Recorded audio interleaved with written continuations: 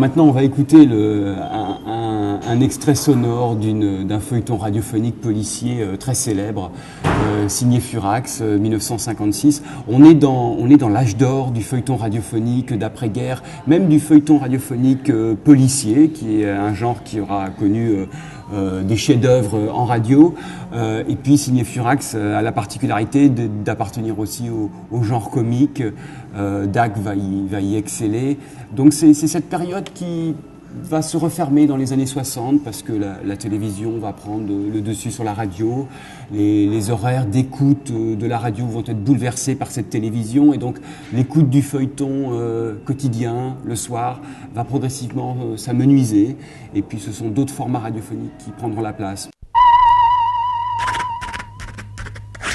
Signé Furax.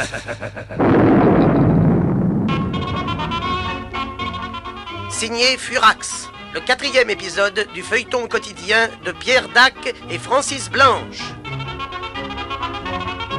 En deux mots commençant, mon cher Dac, l'obélisque de la place de la Concorde a disparu. Remarquez, mon cher Blanche, qu'on l'a en réalité remplacé par un faux obélisque en staff. D'ailleurs, sur ce faux obélisque, le conservateur a remarqué 2 hiéroglyphes inconnus. Monsieur Fouvreau, le chef de la DDT, a essayé de lui faire dire la signification de ces 2 caractères, malheureusement... Eh oui, je sais. Ouais. Il l'a laissé seul dans le bureau un instant, et quand il est revenu, le pauvre savant... Le malheureux monsieur Léon était... Mort. Mort. Mort. Assassiné. Mais c'est affreux. Dans mon bureau. Dans mon propre bureau. Dans mon bureau à moi. Moi, le directeur de la défense divisionnaire du territoire. Moi, le chef de la police la plus puissante de France. Le mieux gardé, le mieux secondé. Moi, Fouvreau.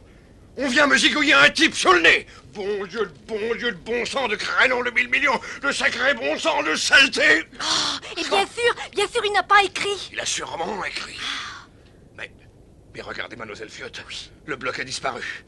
Allez, veaux, allez, vaches, allez, fumier. Juste au moment où il allait m'écrire la traduction. Oh, juste au moment où on allait savoir ce que voulaient dire ces 2 signes. Oh, mais ça ne va pas se passer comme ça, mademoiselle Fiotte. Oh, mais non, n'est-ce pas? Oh, mais non. Vous me connaissez. Oh, je vous connais, patron. Je ne me laisse pas faire. Vous ne vous laissez pas faire. Je les aurai. Vous les aurez. Alors faites-moi plaisir. Oui, monsieur Fouvreau. Ne répétez pas tout ce que je dis. Bien, je ne répéterai plus tout ce que vous dites.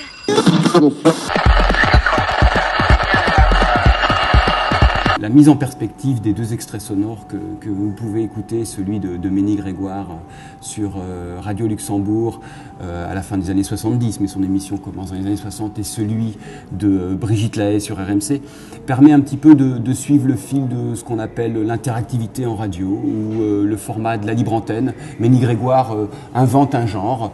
Ce genre, c'est celui de la prise de parole en radio, dans l'espace public, avec une particularité en ce qui la concerne, c'est que c'est une parole féminine, une parole de la plainte des femmes qui va s'exprimer sur Radio Luxembourg dans ces années-là 60, 70.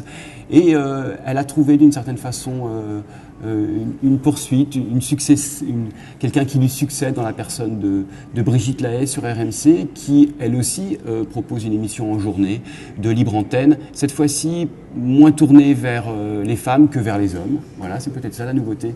Et autant Ménie Grégoire soutenait une parole féminine en difficulté, une parole féminine conjugale difficile dans les années 60, autant peut-être Brigitte Lahaie, c'est la parole masculine, ces nouveaux hommes, ou ces hommes de la cinquantaine qui ont affaire avec le fait de qu'est-ce que c'est qu'être un homme maintenant.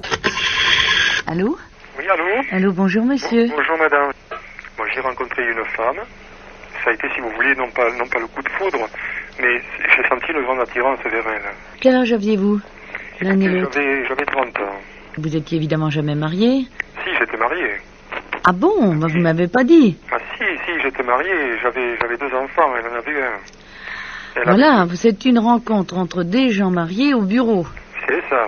Bon. Ça. Si vous voulez, mon côté cavaleur a repris le dessus à ce moment-là, et j'ai un peu asticoté d'autres femmes sous ses yeux.